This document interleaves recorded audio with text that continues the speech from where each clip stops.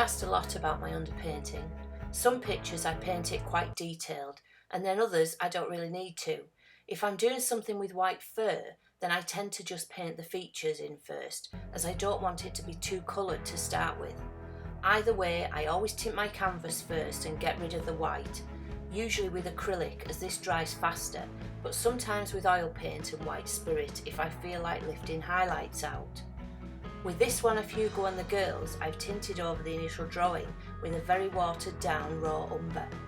The drawing was fixed first with fixative so it didn't wipe away. As soon as this is dry, I start to paint with oil, raw umber, titanium white and white spirit.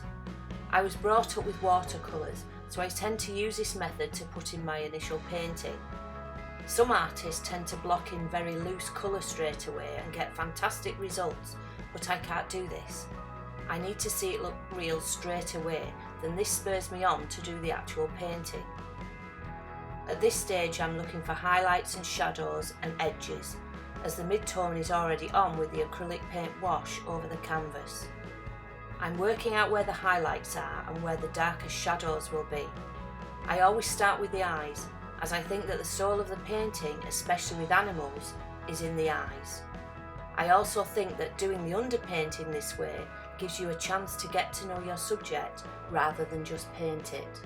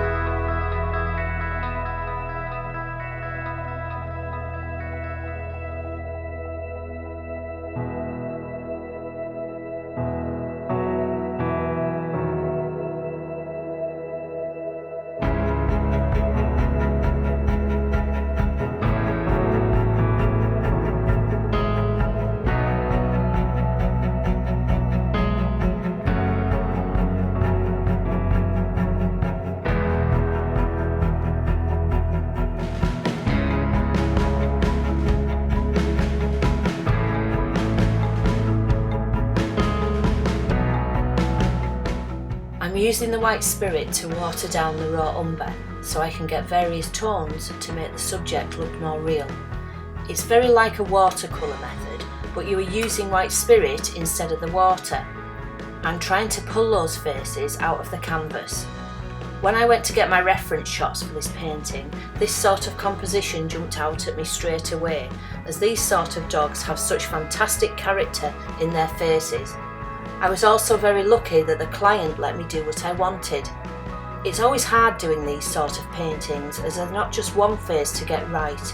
I tend to paint it in stages, and I spend a lot of time looking at it while stages are drying, so that I can come back to it each time with a fresh eye. There's lots of skin folds which are personal to each dog, so they have to be right too. This is where personally I think the underpainting comes into its own, as you can get it right straight away. Sometimes parts of this stage can be seen in my finished oil painting.